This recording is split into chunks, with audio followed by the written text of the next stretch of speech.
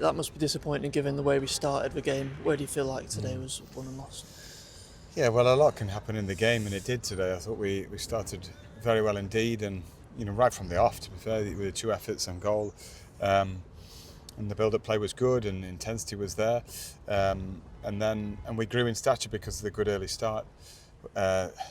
Scored a goal, and you think from a fine through ball from Bryn, and good reactions from Jack Muldoon, and you can see a team which we're not far off it.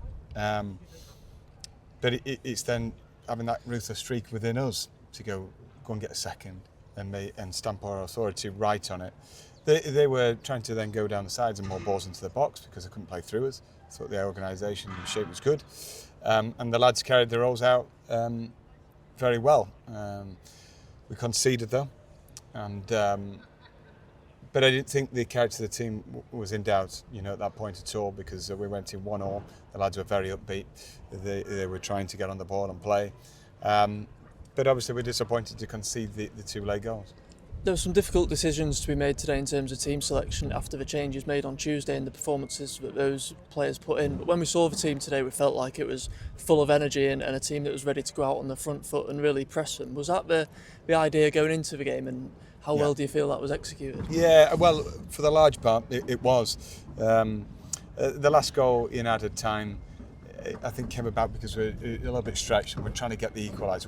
We're pushing for or get a goal back, and we're pushing for that equaliser and set piece and then a set piece and looking dangerous. And then that kind of, but the score line isn't good in the end because we've been caught out the break, and the third goal has made it worse. But the lads kept on trying. We just lacked a little bit of quality in certain areas, and that's us right now in terms of we're a plucky outfit. We're looking not far from it, but we've got to train and increase the quality into the final third and keep lads switched on in our final third.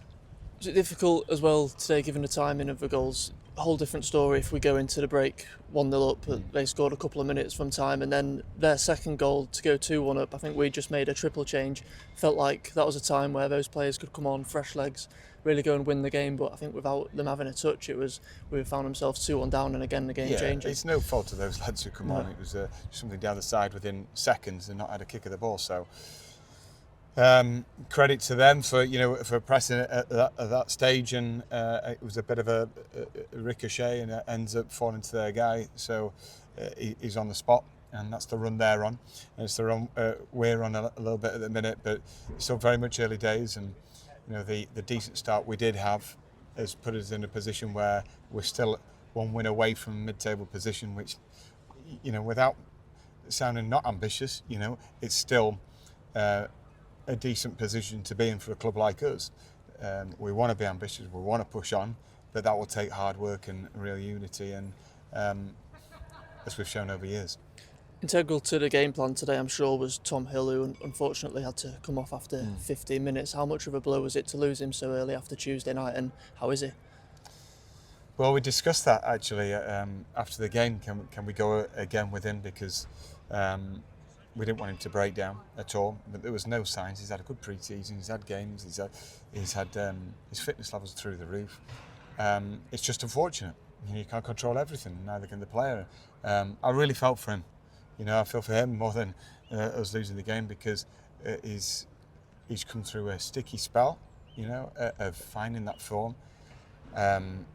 We've confronted it together, and he came through brilliantly the other night. So soon into the game was a body blow for us as a club to lose him through another injury.